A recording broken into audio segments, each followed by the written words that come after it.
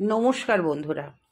শীতের ফুল অনেক রকমের হয়, তার মধ্যে পিটুনিয়া অন্যতম।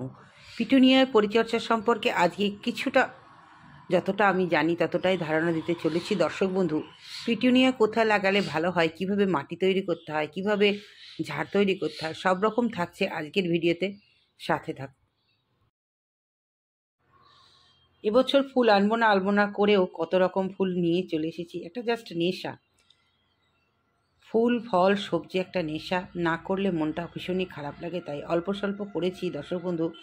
তো চলো সাথে থাকো, দেখতে থাকো। তবে এই বাগানে তো অনেক রকমের ফুল ফোটে, সব রকম নিয়েই কিন্তু ভিডিও দেওয়া হয়। সব রকম ফুল পরিচর্যা। পিটুনিয়া গাছের মাটি তৈরি করতে চাও তো সাধারণ এরকম পাতা পচা সার দিয়ে যে মাটি তৈরি করেছো তুমি সবজি লাগাবো বলে, সেই মাটি নেবে, তার সঙ্গে একটু ফাঙ্গিসাইড নেবে। তার মধ্যে তুমি বাজার থেকে যে মিশ্র সার কিনে নিয়ে এসেছো, নিমখোল, বাদাম খোল, শিংকুচি, হাড় গুঁড়ো, ভার্মি কম্পোস্ট, আরও অন্যান্য বিষয়ে সেইটা দিয়ে দাও। দিয়ে ভালো করে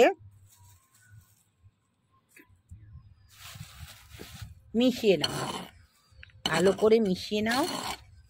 নিয়ে তুমি অবশ্যই ঝুড়িতে লাগাবে। ঝুড়িতে লাগালে পিটুনিয়া ভীষণই ভালো হয়। থেকে এই পিটুনিয়া কিনে নিয়ে এসেই এরকম মাটি তৈরি করে ঝুড়িতে লাগিয়ে দাও। যত প্রশস্ত হবে ওপর অংশ, তত তোমার পিটুনিয়া ফুল ভালো ফুটবে।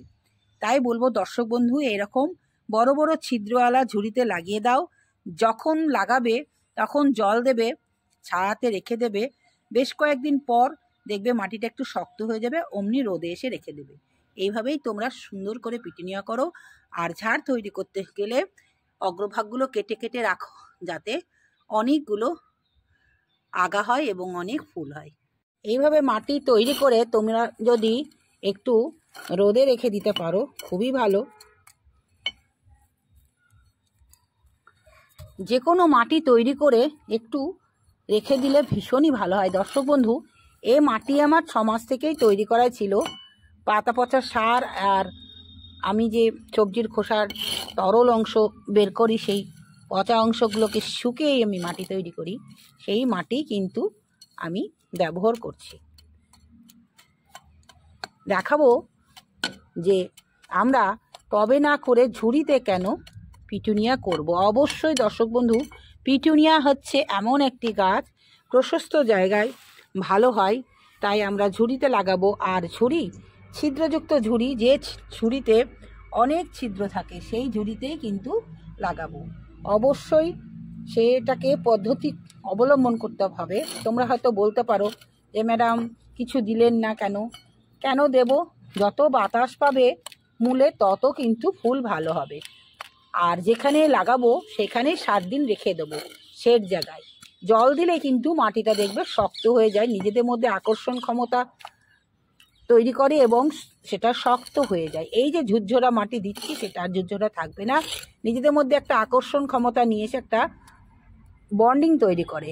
তার জন্য আমরা তখন তুলে অন্য জায়গায় সাজিয়ে রাখতে পারবো। এইভাবেই কিন্তু আমরা পিটুনিয়া গাছ লাগাবো। দেখো, শুকনো নিম পাতা অবশ্যই লাগবে, কারণ আমি সম্পূর্ণ নিজের মতন করে চাষ করি। মাটি তৈরি হয়ে গেল, এবার নিম পাতাটা সুন্দর করে, শুকনো নিম পাতা চূর্ণ করে প্রত্যেকটাতে সুন্দর করে দিয়ে দেবে, যাতে নতুন কচি কচি পাতা আসলে কিটে না কাটতে পারে। দর্শক বন্ধু, এইভাবে মাটি তৈরি করে নিম পাতা দিয়ে তারপরে কিভাবে প্রতিস্থাপন করতে হবে একদম দেখিয়ে দিচ্ছি। চলে এসেছে পিটুনিয়া গাছ, দেখো ছোট পাত্রে আছে, এবার বড় পাত্রে প্রতিস্থাপন করতে হবে। আমরা নিয়ে এসে এটাকে ভাঙবো না, এটাকে খুব সহজ কৌশলে আমরা এটাকে টব থেকে মাটিকে আলাদা করব। কিভাবে করব সেটা তোমাদের দেখাচ্ছি। প্রথমে গাছটাকে সুন্দর করে নেবে, যাতে নিচে না পড়ে যায়। এক হাত দিয়ে ধরে আর এক হাত দিয়ে ভালো করে টোকা মারতে হবে। টোকা দিলেই কিন্তু অটোমেটিক, দেখছো আমি কিভাবে ধরছি, একবার না হোক, দুবার না হোক, তিনবার না হোক, চারবার না হোক, একবার না একবার পড়বেই। ভাঙতেও হবে না, কিছুতেও হবে না, খোঁচাতেও হবে না, কিছু না। দেখো, ট্রাই করতে হবে। যে কোনো কাজে কিন্তু ধৈর্য দরকার।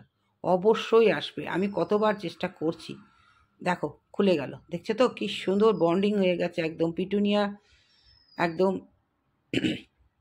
নিচে যে শিকড়টা আছে সেটাকে আগে তুলে ফেলতে হবে। তুলে ফেলার পর কেটে ফেলে দিয়ে তারপরে ওটাকে প্রতিস্থাপন করে দিতে হবে। প্রত্যেকটাই আমি তোমাদের হাতে ধরে দেখাচ্ছি। দেখো কোনটায় খুব সহজেই বেরিয়ে আসছে, দেখো, আর কোনোটা একটু দেরি হচ্ছে। এইটাই হচ্ছে পদ্ধতি। এই পদ্ধতিতেই তোমরা যে কোনো নার্সারি থেকে যে টবে করে ছোট ছোট টবে যে গাছগুলো দেয় সেগুলো টুক করে এইভাবে বের করতে হবে। প্রথম প্রথম জানতাম না, মাটিটাকে ছাড়িয়ে ফেলতাম, গাছটা মরে যেত। দেখো ও যে পজিশনে আছে ঠিক সেই পজিশনে থাকলেও তার পারিপার্শ্বিকে কিছুটা মাটি দেওয়া হলো। একদম যতটা আছে ততটা গর্ত করে রোপণ করে দিতে হবে।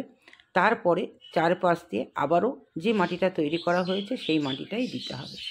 জাস্ট এইভাবে করার পর পরপর ওদেরকে ছাওয়াতে রেখে দিতে হবে। ছাওয়াতে রেখে দিয়ে যতক্ষণ না সেট হচ্ছে ততক্ষণ ছাওয়াতে রেখে দেওয়ার পর তারপরে ওদেরকে রোদ্রে নিয়ে যেতে হবে। অবশ্যই পিটুনিয়া রোদ্রে রাখবে। যেমন জারবেরা রোদ্রে থাকতে চায় না, হালকা শেডে রাখতে হয়, কিন্তু জারবেরা পিটুনিয়াকে কিন্তু পূর্ণ রোদ্রে রাখতে হয়। প্রত্যেকটা গাছ আমি সুন্দর করে প্রতিস্থাপন করে দিলাম। দর্শক বন্ধু দেখো, নিজে হাতে কিন্তু প্রতিস্থাপন করছি। আজকে কিন্তু সম্পূর্ণ তোমাদের পিটুনিয়ার একদম সম্পূর্ণ পরিচর্যা দেখানো হচ্ছে। এইভাবেই পিটুনিয়া পরিচর্যা করো। হয়তো কেউ থামপটের ছোট্ট চারা নিয়ে আসো, সেই চারাকে আগে বড় করে নেবে। অবশ্যই চারা বড় না করার পর তোমরা বড় জায়গায় দেবে না, ছোট জায়গায় দিলেই কিন্তু চারা মরে যাবে। এরকম চারা আমার এবছরও মেরে ফেলেছি, তাই খুব সাবধানে এটাকে রাখতে হবে। তারপরে পাশে যে জায়গাটুকু থাকবে সেটা অবশিষ্ট মাটি দিয়ে শক্ত করে দিয়ে দিতে হবে। দেওয়ার পর ওদেরকে হাত দিয়ে বা ঝাড়না দিয়ে জল, ঝাঁঝরি দিয়ে জল দিতে হবে। খুব সাবধান, খুব সুখী গাছ। অবশ্যই এই গাছ থেকে যদি ফুল না নিতে চাও তাহলে অগ্রভাগগুলো কেটে কেটে দিতে পারো। ব্যাস, এই হয়ে গেল আজকের পরিচর্যা। কেমন লাগলো জানাবে। আবারও ফিরে আসবো নতুন কিছু নিয়ে। সকলে ভালো থেকো, সুস্থ থেকো। আবারও বলবো, ফুলেদের সাথে থাকো, ফলেদের সাথে থাকো, সবজির সাথে থাকো, দেখবা মনটা ভালো হবে। যতই মন খারাপ হোক না কেন এদের সঙ্গে থেকে কিছুটা আমি হালকা আছি। টাটা।